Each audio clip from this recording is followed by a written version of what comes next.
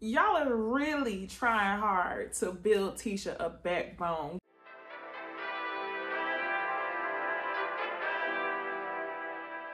Hey y'all, it's Necey Dixon. Welcome back to my YouTube channel. If you are new here, welcome. If you are returning, y'all, welcome back. I'm in a different setup. I hope y'all saw the video before this one. If you haven't, make sure you go ahead and check out my review for Ready to Love Reunion Part 2. But today, y'all know what y'all here for. Y'all here to talk about the mess. Y'all here to talk about the girl fight. Y'all here to talk about the what's up, what's good, what's up, yeah, what's good with you, what's up. Let's talk about that, okay? Love and Marriage Huntsville, y'all. I hope I said that in the intro. I can't even remember, okay? Also, take this moment to be sure to like the video, thumbs up, share it with somebody who you know who likes Love and Marriage Huntsville, and somebody who want to be a part of this conversation, okay? And if you haven't, take a moment to subscribe. So, one more thing, I always say that. One more thing, though, for real. I usually do these reviews live, but today I just felt like it was just easier for me to pre-record, have a little bit of fun editing, and put the reviews out. However, I didn't take away the chat feature. So y'all can still talk in the live chat since this is on Premiere. And if you're watching this on pre-recording, really ain't nothing changed for you. I just know that the quality is going to be a lot better because I won't be okay? So let's talk about the things y'all really want to talk about. Still going to do a full review, but I'm going to spend less time talking about the bullshit, okay? Without further ado, let's go ahead and jump into the review of Love and Marriage Huntsville. Okay, y'all. So the episode starts out with Kimmy paying a visit to Destiny at her beauty supply store, Madani. Y'all, I know, y'all peeped that the beauty supply store had the closed sign facing the window and the open sign facing the inside. And I know some of y'all who don't like Destiny. Let me make this clear, y'all. I feel no ways in the Destiny or Team Destiny / Team Mel thing. I'm not team either one. I'm Team Necey Dixon. Go ahead and hit subscribe. But I just had to call that out because I know some of y'all who are investigators, y'all gonna be like, her shop was closed. She ain't never open. But, you know, on the flip side, you could argue that it was just closed for filming. Y'all be the judge. Anyway, they show up to the beauty supply store. Kimmy shows up to talk to Destiny. And really, she just wants to hear both points of view when it comes to this Destiny versus Mel fallout. Because y'all know, Kimmy is the level-headed one and Kimmy wants to hear both sides. So she probes Destiny and she says, you know, well, I did talk to Mel, and Mel said that you would apologize, that you did apologize. And by definition, an apology is an acknowledgement of guilt or what you said. Destiny says, no, I didn't apologize for talking shit about her. I apologized if I made her feel that way. Now, y'all, this is where I'm kind of just like, I feel like we're listening to not 1, but 2 pounds of halfway truths. I was going to call it bullshit. Halfway truths when it comes to the falling out of Destiny and Mel. I feel like at this point, and if y'all want to analyze further, go ahead and check out that interview with Destiny Payton that we had over here for Ooh Ladies First Panel. It was on my channel. But y'all, I feel like we're listening to 2 halfway truths. This is just the excuse for Destiny and Mel to no longer be friends, but this isn't exactly the reason why they're not friends. And I feel like that's why Destiny acts like she's so confused about why this is the fallout. I think this has everything to do with what Mel said, how she got energy sucking people out of her life. I think that Mel probably started to feel like there was a level of distrust when it came to Destiny. And whenever she was having the conversation with Tisha in that hotel room, however Mel overheard it, whether she was in the room next door or she was listening through the damn crack of the door, it don't matter to me. Either way, I understand Mel's issue here. I understand Mel's issue, but we're going to talk about how it doesn't apply when it comes to Tisha. We're going to talk about it, whatever. Just wait. I understand Mel's issue. Destiny did that thing, though. And I hope y'all peeped this. I told y'all the entire time, this entire season, when Destiny has conversations about Mel, she almost tries to trigger the person that she's talking to into an emotion, a personal emotion, rather than talking about the facts. I'm glad Kimmy asked Destiny what was said in the hotel room. I asked Destiny what was said in the hotel room in the interview. And let me see if I can find a clip, but this is what she said. So one thing we do know is that she overheard what was said, whether she was next door or not next door. So what can you share with us what we're not saying that they're not saying? Purpose, two things. I was getting ready to go to my car because we all were leaving. The Scots were staying because it was Marcel's birthday, so they stayed in LA longer. So Tisha just came to my room. We were just chopping it up, and she was telling me stuff that I hadn't seen because I wasn't on the stage the whole time. And one of the things she said was, it really broke my heart that Martell didn't answer the question, and I hated that. Like the question about the, you know, what do you have to and I was like, oh my God. And I said, well, you know, I just feel like, and I told Martell this. I said, I feel like he's just a little jealous at this point because of Melody's continuation to move on and move up. And I said, he always wanted it to be the both of them. He wanted it to be the family. And so he's working through that. And I said, he needs to focus on him and building his brand. And that was one thing I said. And the other thing I said, because Tisha and I, even though we communicated, we had become cool, I never told her that I felt like me and Melody had an issue, or I didn't know what our relationship was. So she was like, I didn't know y'all hadn't talked to each other. And I was like, yeah, girl, you know, after a certain amount of time, you can't lose no sleep. And that's the two things that I said. What was Tisha saying about the Scorpio comment? She was saying, or that wasn't Tisha or Mel. Yeah, Mel said Tisha was like, you know how them Scorpios are, or something like that.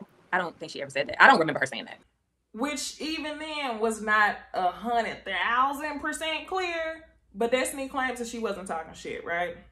That's the fact of the matter. What's not the fact of the matter is that whenever Destiny has these conversations with people, she always says, well, she told me not to be friends with this person, or she said you're an op or an enemy. These are trigger words to deter the person from the real situation at hand, which was, were you talking shit or were you not talking shit? So she does that with Kimmy. She says, you know, she didn't want me to be friends with Tisha or Martell because she said they're both her ops.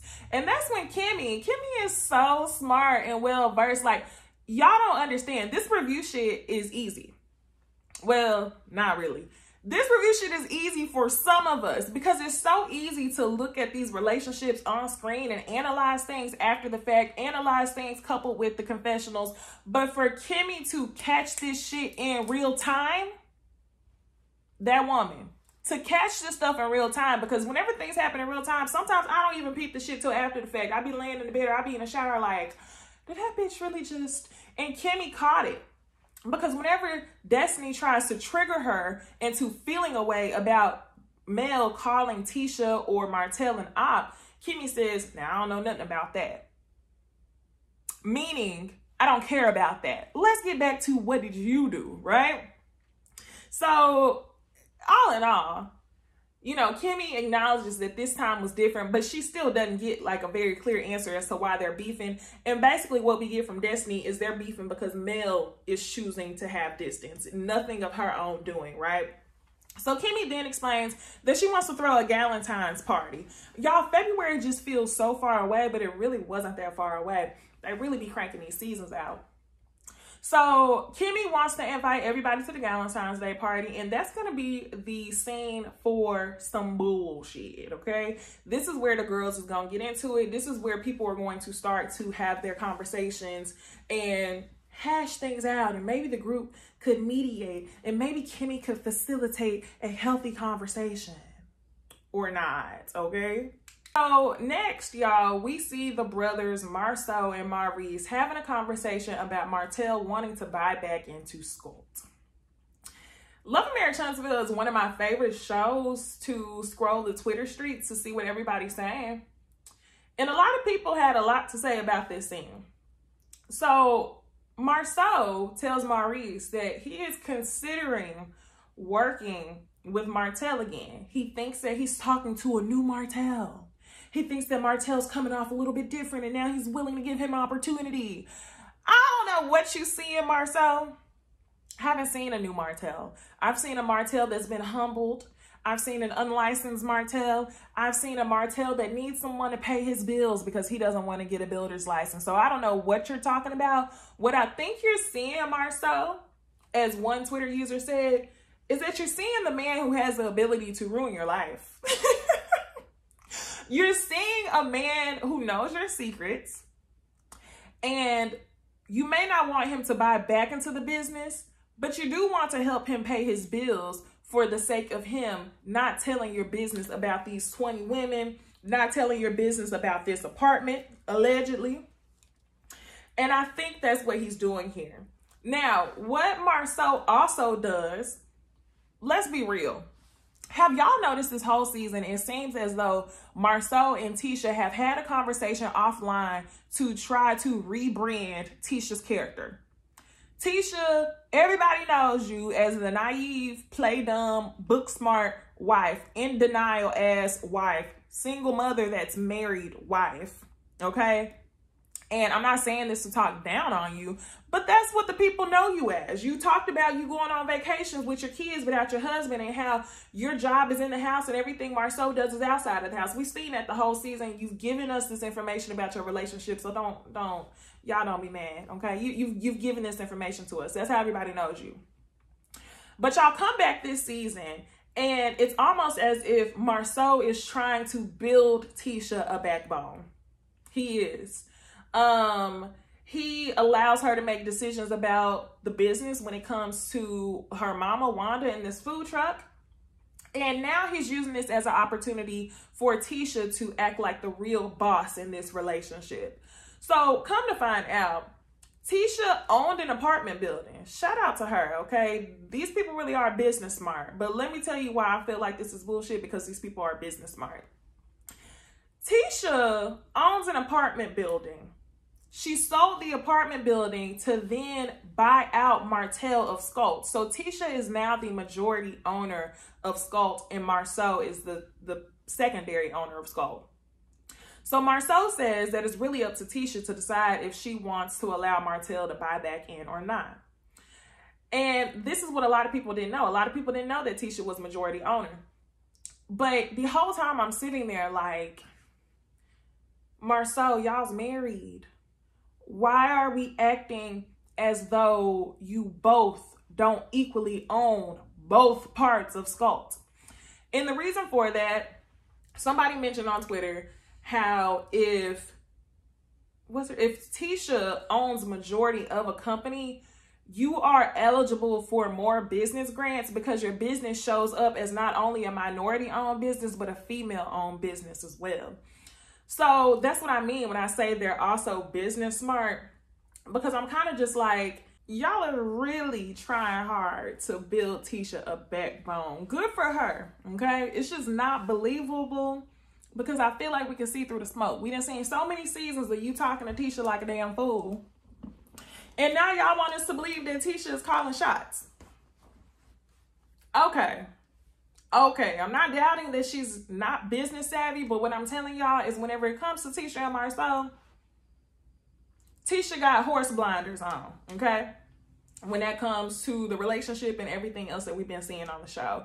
So Marceau, keep acting like Tisha is the one to call the shot. Just say you don't want to do business with Martell without stepping on his toes and making him air you out. Just do that, okay? So one more thing he says is that Marceau getting his license would show his ultimate commitment to actually doing business. And the reason why I think that's funny is because Martell ain't getting a license, and Marceau, you know that. You know that. You want to tell this man no without telling him no. So we'll see. I mean, there's some people on social media saying that Martell allegedly don't have his license because some charge he has on his record, supposedly, allegedly. That's what the streets are saying. I'm not saying, I don't know. That's just what I heard, okay? So now, y'all, let's move on from that to talking about Mel in therapy with her therapist named Dominique. She is a psychotherapist, she tells us. And what she ends up talking to her about is drawing boundaries in her life. This is what I was talking about at the beginning of the video. Whenever I say you could tell that Mel definitely got vampire or energy vampires out of her life, as she calls it. I think she considers Destiny to be an energy vampire. And that's low-key what I told y'all. I think Mel considers majority of these people on the show to be energy vampires. I've explained this to y'all for 3 to 4 seasons, however long this show has been on. this show has continuously gotten renewed, mostly in part because of the drama that's been going on with Mel and Martell. When Destiny came on this show, Destiny really didn't offer anything. When Destiny came back for another season and she stayed on the show, Destiny really didn't offer anything. Destiny facilitated the friction between Mel and Martell. Now, let me explain. I'm not saying that Destiny created the friction between Mel and Martell. Destiny was the go-between. Destiny was the person filming with Martell, the person filming with Mel. But she wasn't giving any of her own tea, which is low-key why I think that's the real issue. Why Mel acted like she didn't know about Destiny getting this divorce, okay? I think Mel was kind of feeling like, well, damn, all y'all are getting a check off of my pain. Shout out to Flunky Dineva. All y'all are getting a check off of my pain, yet y'all aren't coming on here and selling any parts of your life. And that can be extremely, I feel like that's probably a large weight to carry. We've been talking about Mel and Martell for seasons, giving our opinions on Mel and Martell, yet Destiny is just on the show, not really giving anything. So I think Mel is tired of being used. Rightfully so. And I think that that's why she was excited about, you know, Maurice being in some mess, lying about a picture. That's why she was excited to talk about Tisha at her Christmas party. Now, I will call out the hypocrisy on that, but we'll get to that once we get to the Galentine's Day party. So ultimately, whenever Mel leaves the therapy session, I'm just going to summarize it for y'all. Mel says, yes, I'm a better person in 2022, but if they go low, I'm going to go to hell. And that's basically exactly what she said. So now, y'all, we'll move on to what Martell is doing. Finally, his good old friend Fred comes back around. I was just asking y'all where Fred was because that's Martell's chick, okay? Him and Fred are sitting down and they're talking business, and Fred is telling him, hey, man, you got to go get your license because this is a relationship, just like any relationship. And even though we're business partners and we're closing deals together, it's important that you go get a license so you don't need anyone else. Martell actually sits there and rationalizes to this man, nah, I don't need a license because we're going to be friends forever. Nah, I don't need a license because I'm just going to keep using you. And Fred knows that this man is foolish as hell. But he doesn't want to argue with his friend. He doesn't want to call his friend out for being on bullshit. Fred called that man out. Fred went through a divorce.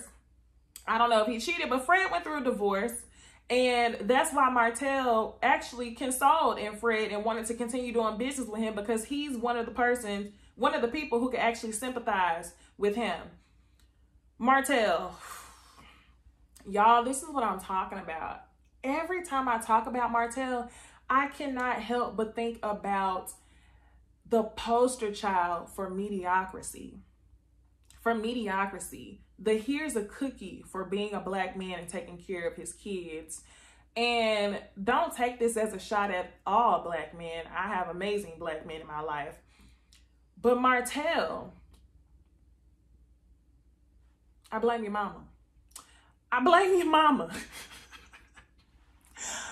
Because you really sat here and you think because you're doing what you're supposed to do that you can succeed off of other people's hard work, off of other people's reapings.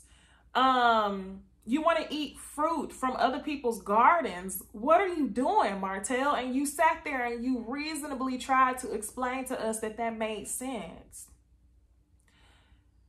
That's mediocre as hell. You really explained to us that you want to be lazy. He said, I know everybody says that you should have your own, but you don't have to. And that's the difference between the way that men are raised versus the way that women are raised. Women are raised to, can't nobody take care of you unless you know how to take care of yourself. And in unfortunate situations, women are taught to take care of others as well before she takes care of herself. But on the flip side, you get mediocre ass men like Martell who get cookies for purely existing and making a certain amount of money off of other people's work. I'm disgusted. So that's basically the end of that conversation, y'all. Now it's time to get into the main event, which is the Galentine's Day. All right, y'all. So now it is time for the Galentines Day event. All of the women show up wearing pink. Tiffany is actually minding her business this episode, y'all. There's really not that much she has to do besides make drinks. So let's talk about who showed up first. So Tiffany is there first. Kimmy is there. Obviously, it's her event. And then Tisha shows up with her Team Wife sweatshirt on, which is funny because the way that these people are going to accuse Marceau of infidelity this season is so funny that she's wearing the Team Wife sweatshirt. And I think that's why they intentionally asked her in her confessional why she was wearing the Team Wife sweatshirt. So Mel and Stormy show up next. When they show up, Tisha keeps her face in her phone. She does not address Mel at all. This is the first time that she's seeing Mel since the reunion. Now, y'all, I've been trying to prove to y'all this entire time that Destiny uses the word enemy and op as a method to deter. But I never told y'all that I thought she was lying.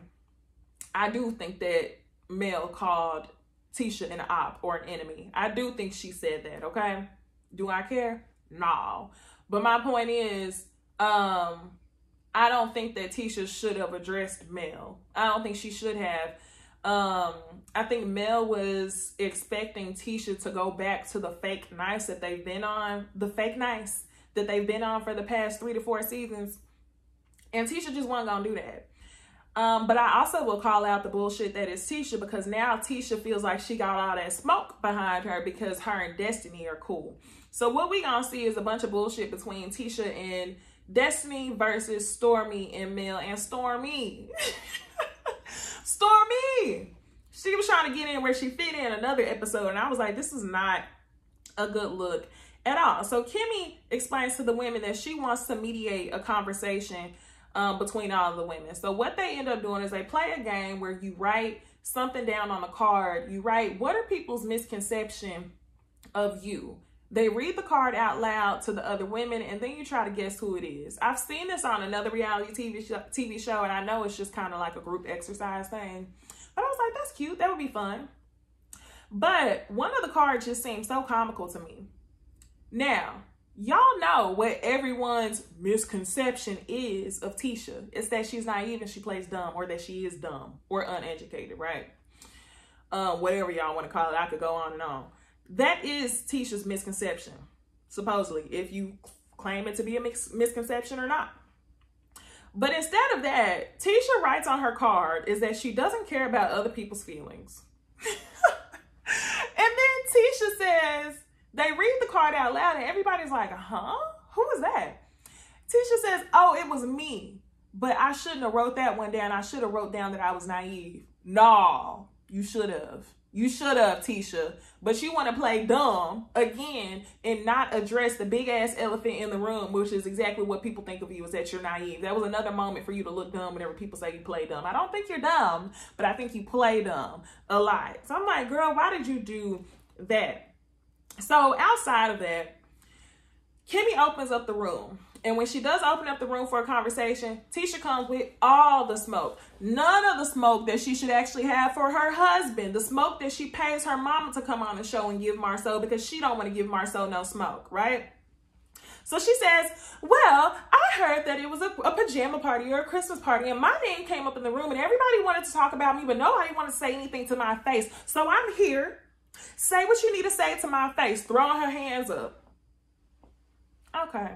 It hit different because you got Destiny sitting next to you. Girl, I can't. So, girl, bye.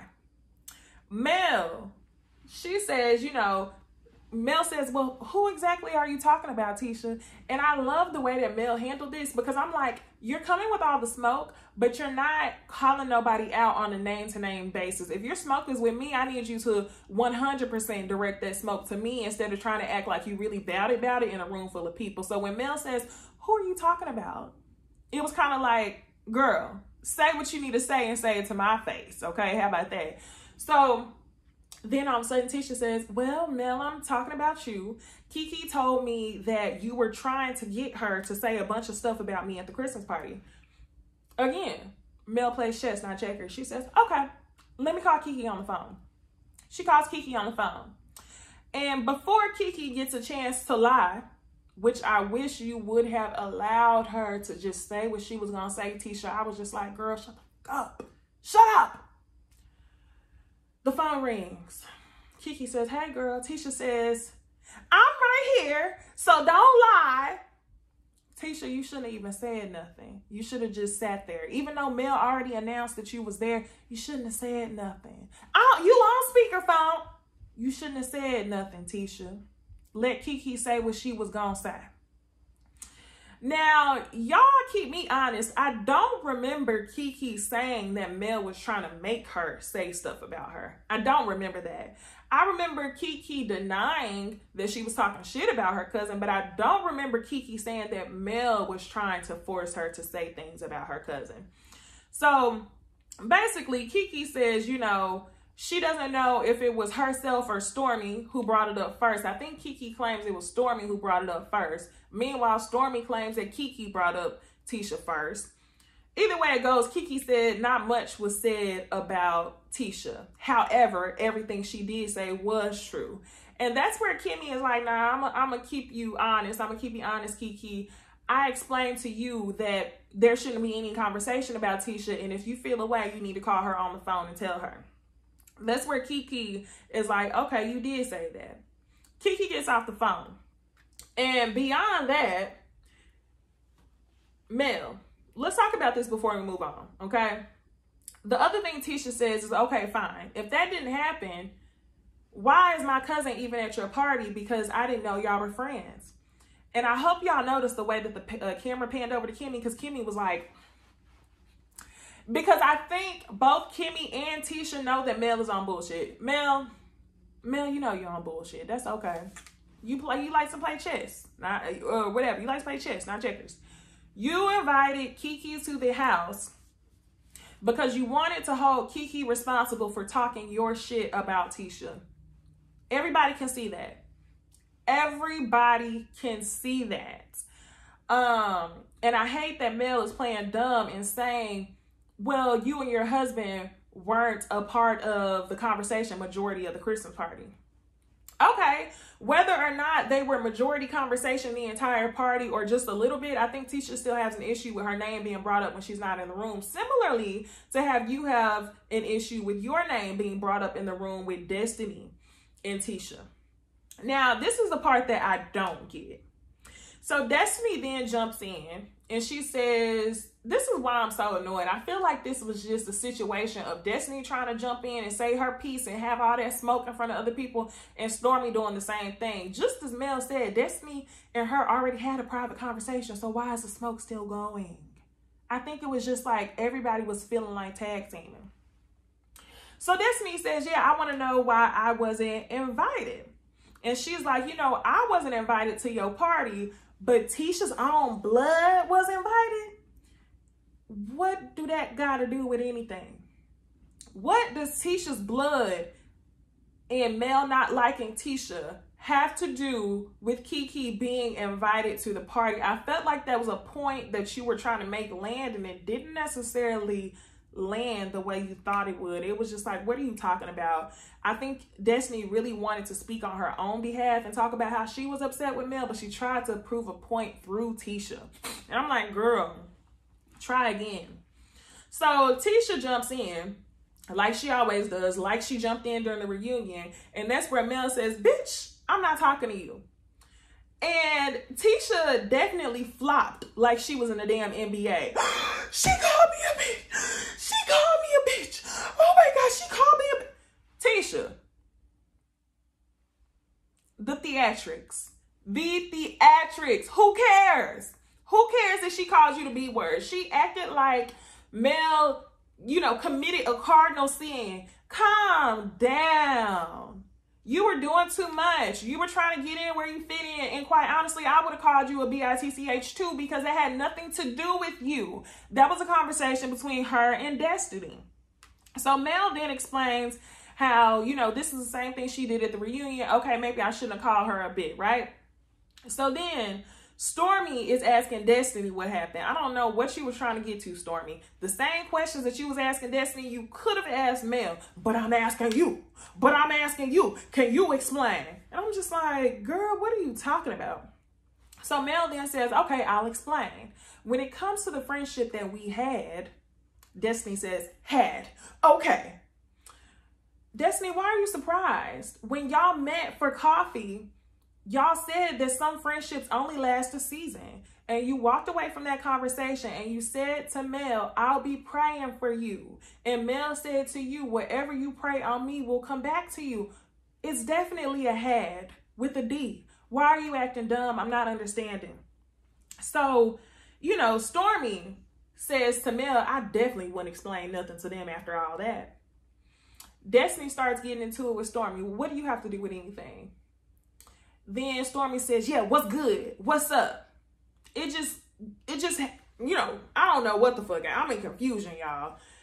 Both of them back and forth banter about what's up, what's good, what's up, what the fuck, what was good for about 30 seconds.